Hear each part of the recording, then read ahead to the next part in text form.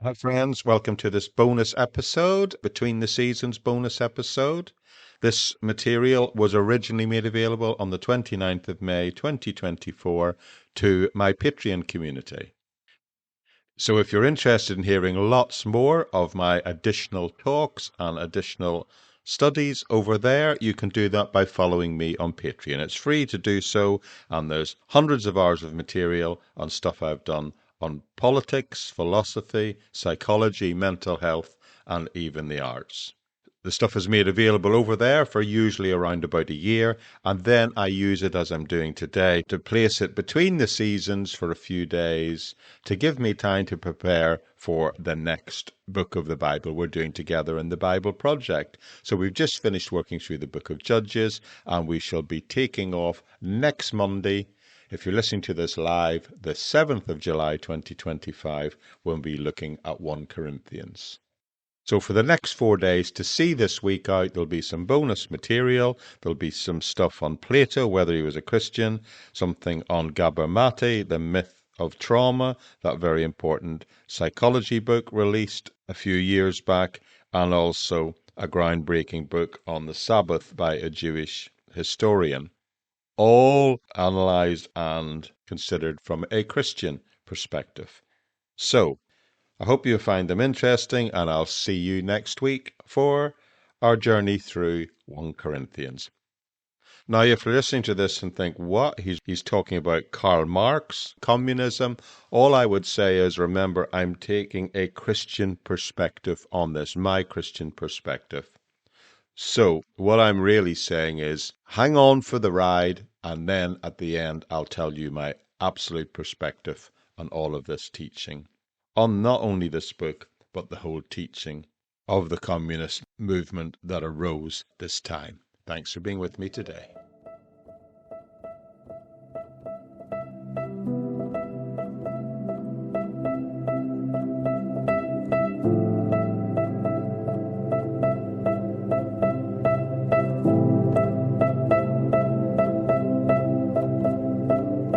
Hi friends, hi patrons, welcome to this bonus episode. Today I'm recording to my reaction to a talk and a discussion I attended last night. And particularly my American friends will be surprised to hear I'm going to talk to you about the Communist Manifesto by Karl Marx and Friedrich Engels. Now last night I attended my bi-weekly philosophy group meeting, and we discussed this work. And the discussion, as you know, each time someone is given the role to sort of lead off and do 20 minutes, 25 minutes, half an hour, a presentation on a work or a person or a thinker, and then we discuss it in the group. And I really wish I could have had permission to record last night's, because it was very good. The chap who took it was Professor John Callaghan, who is part of our group, but is also kind of recognized, I would say, certainly in my mind, as quite an authority on the left politically. He's a former professor of politics at several universities here in the UK in his career history, but based in London and I think it was Leicester in the Midlands. Anyway, he did a presentation on it. What I'm doing today is doing a discussion on what I've learned this week, as well as from last night. But I think the overall additional perspective of many that he brought to me last night was this book was written at a time when there were no truly democratic societies anywhere in the world. Perhaps the very beginning of the democratic ideal was starting to take shape in America with Thomas Paine and the rights of man and stuff like this. But you've got to hold the concept of what he's talking about within the framework of the time, where there is no such thing as democracy in play in the world. We tend to react to it now from our democratic perspective, from where we sit today, but that wasn't the case when these guys wrote it. So I hope you find it helpful. You'll not be surprised at my reaction to it at the end from a Christian perspective, perhaps, but stay with me, because as I go through the whole thing, the background, him, Engels, their thinking, and the work itself. Not his major work, remember, this is his first early work the Communist Manifesto, his major work, Das Kapital, appeared many, many years later after this. Anyway, thanks for joining me, and I hope you find today's bonus exclusive material helpful, and also encourage you to have an understanding and a response when presented with people who hold these ideologies. Okay, today I'm reacting to the Communist Manifesto, a book written by Karl Marx and Friedrich Engels, and it is seen, well recognized by pretty much everyone, as the foundational text of socialist thought. It was first published in 1848, and it outlines these guys' analysis of capitalism, but it also proposes a vision for what they call the communist society. His best known works are this shorter book, the Communist Manifesto, created with his colleague Friedrich Engels, but also, probably more importantly, his huge 3-volume Das Kapital, written between 1867 and published around 1894. Well, it began to be written in that area. This later work again will employ his critical approach of what he would describe as historical materialism and analysis of what is called capitalism. Many would say that it is that book is the real culmination of his intellectual endeavours.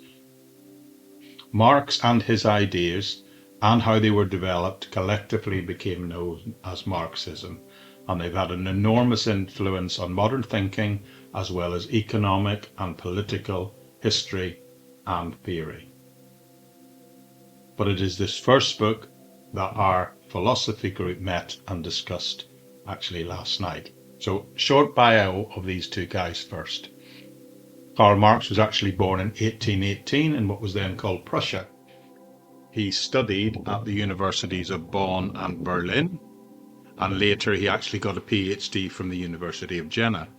However, even then his ideas were seen as too radical. He couldn't find a job in academia, instead of which he worked as an editor for a radical newspaper in Cologne, and then from there he moved on to Paris.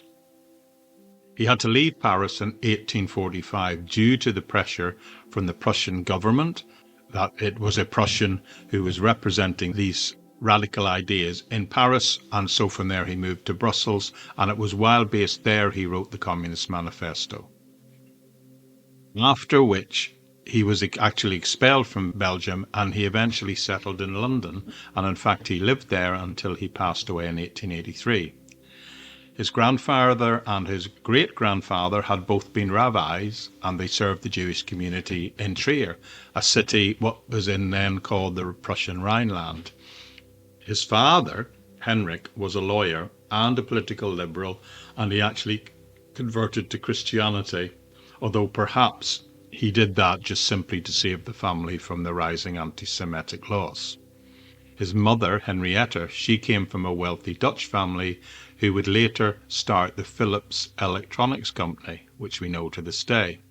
Her brother, his uncle, was an industrialist and a banker who would end up keeping Karl, and indeed his then wife, afloat with loans after they settled in London. Marx also received frequent financial help from his intellectual partner in these ventures, a guy called Friedrich Engels, who, although German, his family owned cotton mills in Manchester, England, and as well as their business interests in Germany.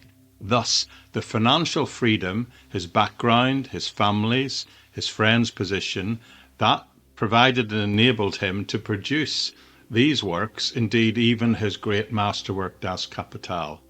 But even at this point, supporting him as he went around on his various activist-type activities in several countries for eventually publishing the Communist Manifesto.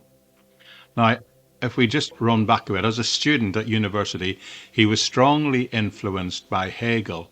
Many would describe as a Christian philosopher, and for a time he mixed with the group called the Young Hegelians, but he broke away from that when he came dissatisfied with that philosopher, who was also Prussian by the way, his conception of the world as a sort of an idea of God.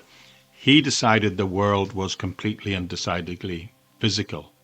And Marx's thought that was that it is within our power to shape the world via economics and politics, that it didn't lie within the good will of God in that sense. In his 1845 thesis on Feuerbach, he wrote, "Philosophers have only interpreted the world in their various ways. The point, however, for us is to change it." And 3 years later, he and Engels would produce the Communist Manifesto. It was written and actually sponsored by the group he was meeting with in London, who were called the Communist League, the first ever Marxist political party, but just really a small group of intellectuals and a pressure group. But in its stirrings, even its use of hyperbole and poetic language make an important document in the spread of social ideas, and indeed is recognized as one of the most important, certainly political tests in all history. Friedrich Engels, his bio, he's born in Germany in 1820 as well. His father hoped that he would work in the family's cotton mill in Manchester, and that by going there and doing so, that would change his radical views, and he would become more inspired by the potential of the capitalist system. But Engels still remained committed to his beliefs. In fact, all it did was inspire him to write and publish a pamphlet called The Condition of the Working Class in England, which really went about exposing the harsh conditions faced by the workers there, including their use of child labour. Engels was actually in a relationship with a working class woman in England there, and it continued for 20 years until her death. And then after that, he married her younger sister, Lizzie, shortly before her death in 1878. Together, they wrote the manifesto for this emerging young communist group, and they did it together. And interestingly, after Marx passed away, it was Engels who spent years editing Marx's massive unfinished work and writing into what we call Das Kapital. He himself died in 1895, and some of Engels' own notable works include The Peasant War in Germany, published in 1850, The Origin of Family, Private Property in the State, published in 1884, and Socialism, Utopian and Scientific, 1880. Marx and Engels began the manifesto by presenting their very different view of history, seeing it as one continual long struggle between different social classes. They note that while in the past European society had these many levels of rank, from peasants running all the way through to landowners and even up to the hierarchy of monarchs, it was now, they said, because of capitalism consolidating into two main classes, the bourgeoisie, they called one, which consisted of urban commercial classes, people like traders and businessmen, and the proletariat, the working classes. According to Marx and Engels, the bourgeoisie were the ones who were greatly benefiting from the expansion of trade and technology, and it was those things that were opening up new opportunities and indeed new territories worldwide. This led, as they saw it, to the decline of the feudal system, where class relations had remained static for hundreds of years, and where inherited property was the sole determining factor in determining one's status. The old guild system of closed trades was now being replaced by modern manufacturing, with large groups of people gathering together to work in huge mills and factories, and by nature of doing that become organised within those groups rather than divided among the previously small, knowledge-based mutual interest groups and guilds. The success of this new emerging bourgeois class was also shaping, they said, the nation state, with the state essentially now serving the interests of only this group. Traditional ties and relationships based on tradition or religion, they said, were now being replaced by the pursuit of wealth. Money was becoming the common denominator, overshadowing the old religious beliefs, along with what they thought was a romantic and sentimental view of the world. I can't fail to notice how many of us would agree with certainly part of that. However, they also pointed out that these technological advances came with unforeseen problems, such as overproduction. Manufacturing capacity would on occasion exceed demand, leading to these endless economic cycles of boom and bust, something indeed we do still see to this day. Workers found themselves at the mercy of market fluctuations with their livelihoods tied to the whims of competition. We can see how this might seem attractive to people in that day and remains attractive to some to this day. You see, the nature of work was beginning to change at this time. With industrialization, it meant that workers were becoming almost like cogs in the machine. There was a loss of any sort of pride associated with the individual craftsmanship of the production of things and having a stake and ownership in it and the inspiration of creating it. Wages now were the key thing, and they were driven down as capitalists competed to cut costs. The old middle class, unable to compete with the industrialists, were just absorbed into the proletariat, with perhaps a select few making it into the industrial class. But over time, the people organized, and they believe would continue to organize to improve their conditions, forming trade unions and advocating for political change. This growing, what we might today call a sort of class consciousness, led to demands for reforms, like the workers collectively asking for shorter working hours.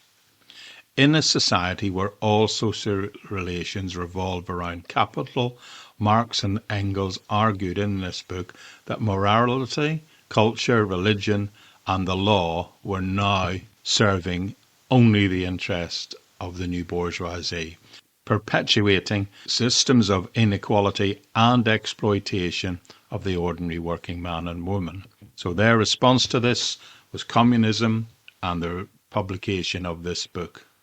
Remember, it's published at a time when no fully fledged democracies exist. Now, Marx and Engels in this book emphasize that communism is not a rival to the other workers' movements that were emerging at that time, but aim to unite all the groups and all the movements like this around the world globally. They stressed that the Manifesto, which is what it was, did not represent the ideas of just them as individuals, either Marx or Engels or anyone else, but reflected a broader representation of the whole class struggle, leading, they hope, to a transformation of the relationship between who we are and what we are, coalescing around the idea of the necessity for the abolition of all private property.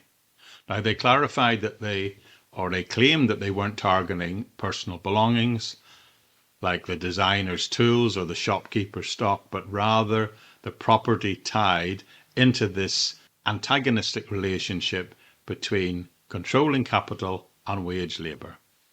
Communism, they said, doesn't seek to remove the right to work completely for personal gain, but to rather ensure the labourers benefit directly rather than enriching others. Critics even then feared that this would limit individual freedom, but Marx and Engels argued that capitalist economies already strip workers of their individual freedom, marking and making them dependent on employers and actually eroding their individual freedom and autonomy. They also, soon after publication, encountered accusations of not only to abolish capital, but to abolish nations themselves, because they pointed out that the proletariat had no true national identity. Their political rights were meaningless, they said, if you embraced the system. They just all became collectively impoverished and exploited people. They wrote and said they saw a unity of a global working class as something that was much more important than the idea of any nation states. And they predicted that solidarity would naturally reduce the incentive for even conflict or war between nations. Government, in their vision, would become technocratic, focusing on redistributing wealth and organizing production rather than maintaining national interests. It really is a utopian dream that is being peddled here. In reality, we see how it works out rather differently. Just for a moment, let's take a segue on Marx and his view in economics. even fervent believers in this thing called the Communist Revolution, people who had followed on, such as Lenin, they acknowledged that Marx's writing lacked any practical detail on how socialism would actually operate, particularly in an agrarian society like Russia was at that time. It fell to figures like Lenin to devise slogans and ideas to adopt what they wanted to take and use out of it, which of course would ultimately emerge and become dictatorships. It's interesting to me to note that communism only really took hold in authoritarian societies where the expression of any vocal opposition could be trusted. It emerged in those societies out of secret revolutionary groups. In the more industrialized and the beginning of the emerging democratic societies in the West, its voice was heard. Indeed, the pamphlets were published there, but also counter-arguments could be heard. They could find their voice also. So it tended only to exist in the Western Europe in small groups, clubs, and societies. It's interesting that in spite of what you hear in the West, only truly socialist parties only ever gained actual political power in Europe as late as the 1970s and 80s.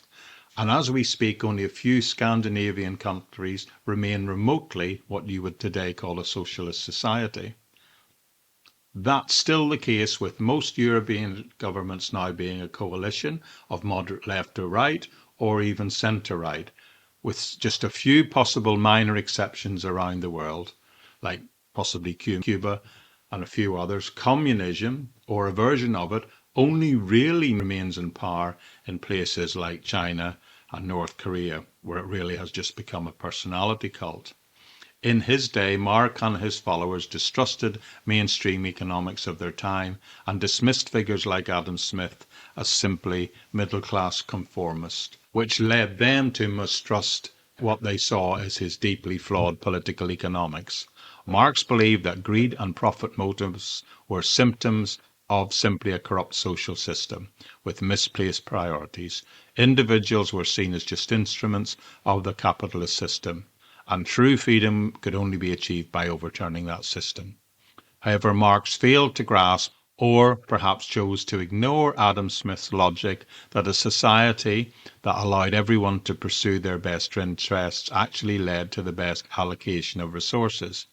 It took people like Robert Owen to find and experiment with a more moderate middle ground between the two economic ideologies to bring about anything close to what they were talking about. Robert Owen, if you don't know, was a Welsh textile manufacturer, a social reformer, and a founder of what was called utopian socialism, and also the cooperative movement here in the UK. Throughout his life, he strove to improve factory and working conditions and started experimenting by setting up what he calls socialist communities. Throughout his life, he continued to champion the working class. Most of those social communities actually imploded or failed after a period of 2 to 3 years, but still his life continued to be him championing the working class, leading to the development of what we have in the UK to this day called cooperatives and friendly societies, and perhaps what we define as the very earliest trade union movement.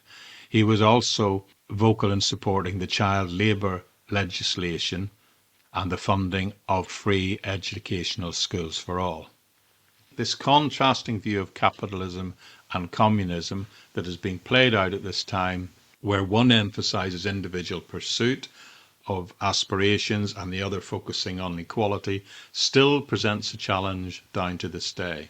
Some argue today that capitalism actually succeeds because it aligns with a more biblical worldview on human nature, and that communism fails because it holds to a false view, a falsely high view of human nature, this thing referred to as some as the utopian dream, with no evidence of history to support that human nature has ever worked that way. Now, while communism as its governmental form may have failed and been seen to fail, many would say today, criticism of Marx should not make us blind to all aspects and the faults of capitalism. You see, any system which in reality fails to improve the lives of the ordinary people will always open the door to revolution. We've seen that evidenced by what we saw happened in Stalinist Russia and their version of communism, and Maoist China and theirs. So let me try and summarize for you what I think the Communist Manifesto is saying. Marx and Engels argue that throughout history, all of history, they say, societies have been defined by this class struggle, even if people didn't understand it that way, defining people as the oppressor and the oppressed. In his era, this struggle is primarily, as it's playing out at the time he writes it, between the capitalist class, the bourgeoisie, and the proletariat, the working class. They asserted that capitalism, because of its emphasis on profit and private ownership as a means of production, inevitably led to exploitation of the working class. And this manifesto describes how they say capitalism creates wealth only for the bourgeoisie through the exploitation of the working people, leading to alienation and impoverishment of this working class proletariat. Marx and Engels predicted that as capitalism develops, the contradiction within the system will intensify, leading to crisis and ultimately to the overthrow of this bourgeoisie by the workers. So there's the utopian idea that's underpinning it. They envisioned a naturally emerging communist society out of this capitalist system, one which naturally would lead to private property being abolished and the means of production now owned collectively. In this idea of a classless society, all individuals would contribute according to their abilities and, as they said, receive according to their needs. The state, which previously served only the interest of the bourgeoisie, would actually wither away as the class distinctions disappear and would, in fact, eventually serve all people. Definitely another utopian dream, much like one in which the Tower of Babel story illustrates for us, even in ancient history, how such dreams, if not based in our understanding of human nature, will always be destined to failure. Okay, that's the whole background of who they are and what they wrote. Here are some of my key perspectives, critical perspectives of what I hold against this doctrine, and that as described in the Communist Manifesto. Okay, here we go. I feel ultimately communism fails to understand human nature, certainly human nature as portrayed from a biblical point of view. The Communist Manifesto assumes that human beings are primarily motivated by economic factors, and that by restructuring society along communist lines, that alone will eliminate social conflict. How's that worked out so far? However, the Bible actually teaches that human beings are all fallen creatures, inherently flawed and prone to sin. Romans 3:23 says so. Now, the accusation often heard against this perspective, and it was certainly held against me last night when I put my perspective on this in, is that it is a wholly pessimistic worldview and that we should actually try and live and adopt a more positive worldview.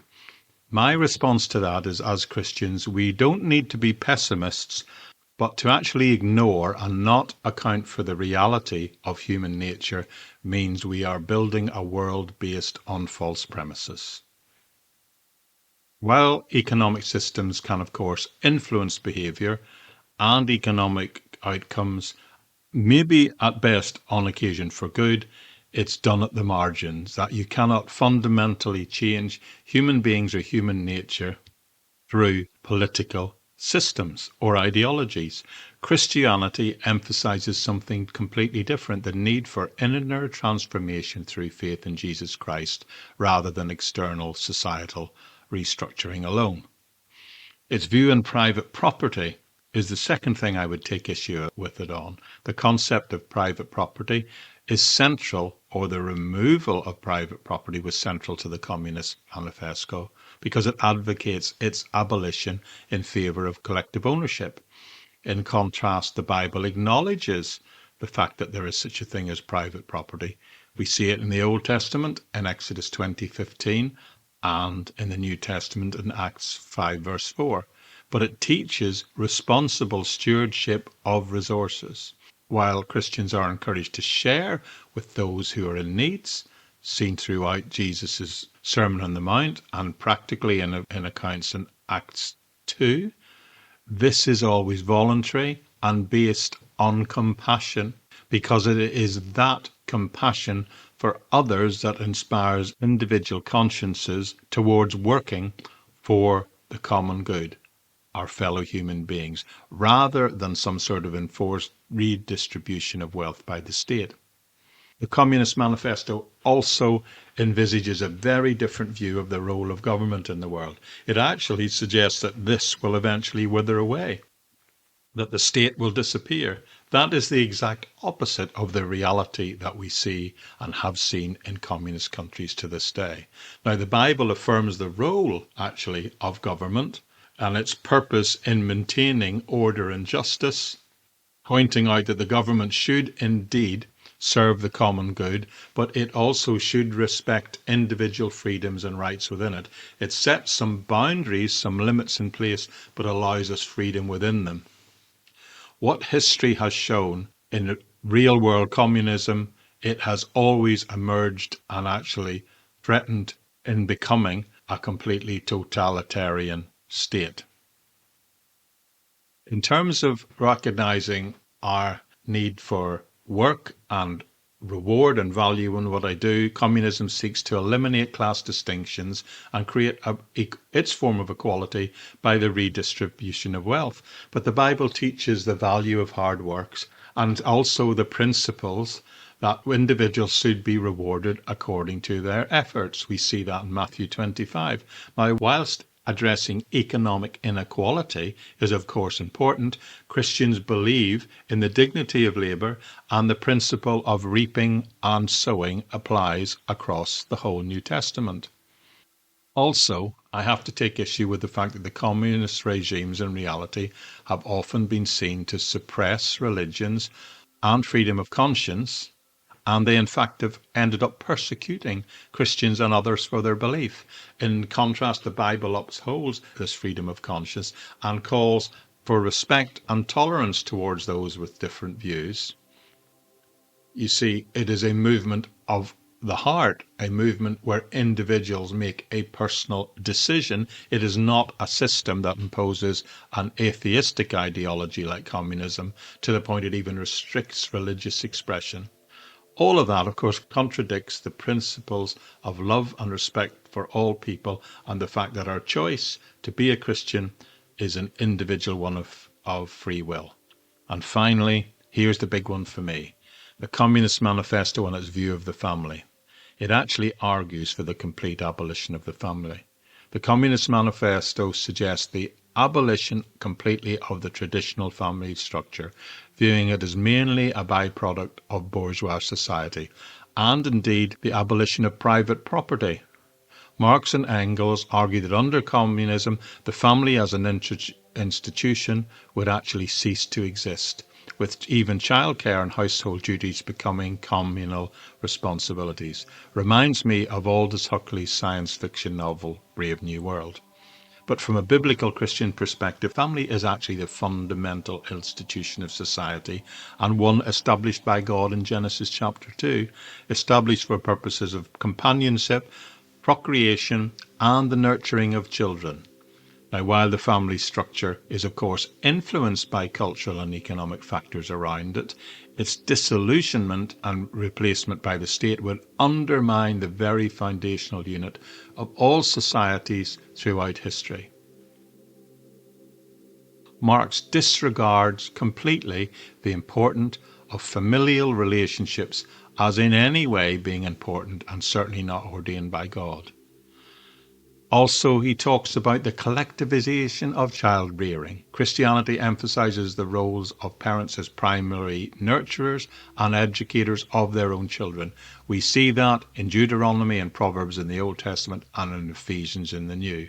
Now, while community support and the assistance of others is recommended, even beneficial, the Bible affirms that there is a unique bond between parents and children, and ultimately the moral and spiritual guidance of parents are the main ones who are called to provide that within the context of the family unit. Marx, of course, puts all of its emphasis on economic consideration. Marx and Engels, they not only viewed the traditional family as irrelevant, but they also saw as it was constituted as it was simply an economic unit, one that in fact was designed to perpetuate the capitalist exploitation, which is why they were able to reach this view so negatively about it. But interestingly, those on the left might be surprised to find that it actually wrote about and saw women as fundamentally being confined to the domestic roles and remaining dependent on husbands as breadwinners. In contrast, Christianity upholds the dignity and equality of all individuals, regardless of gender or economic status. While as Christians we can acknowledge the inequalities faced by women down through history, biblical teaching affirms the mutual submission and sacrificial love of both partners within a marriage, as described in Ephesians 5:21-33, and the value of work and provision for the benefit of one's family, as described in 1 Corinthians chapter 5. And finally, the Communist Manifesto's impact on morality and value. Its vision of abolishing the family, even to the point of communalising childcare, raises concerns for me about the transmission of moral and spiritual values from one generation to the next, takes them out of the family and places them in the state. Christianity places this strong emphasis on the transmission of faith and values within the family, both seen in the Old Testament and in the New. The dissolution of the family unit ultimately would weaken not just Christian values being carried on from generation to generation, but moral values as well. The spiritual beliefs go, but the cultural traditions that underpin them would also go. And these are the things that are absolutely essential for not just for us as individuals, but for societies and for governments worldwide. So in conclusion, when analysing this book from a biblical Christian perspective, the Communist Manifestos, particularly its proposals regarding the role of the family, I find deeply problematic. Now, of course, we have to acknowledge that flaws and inequalities are present in even today's family structures, and certainly have been at times the way Christians have interpreted them. But Christianity would still affirm the importance of the family as the foundational institution established by God for the well-being, flourishing, and building of both individuals and societies. And on that basis alone, I reject it, and in fact any other dogma, as ways in which you can possibly build any form of just, fair, or virtuous society. As the Bible reminds us in Micah chapter 8, God says, "He has shown you, O mortal, what is good, and what the Lord requires of you is to act justly, to love mercy, and to walk humbly with your God." I'll leave it there. Thanks for joining me. This episode will probably appear in about a year as a bonus episode among my main things, and I'll free it up on Patreon to all levels, paying or otherwise, probably in about 6 months. So thanks for being with me today.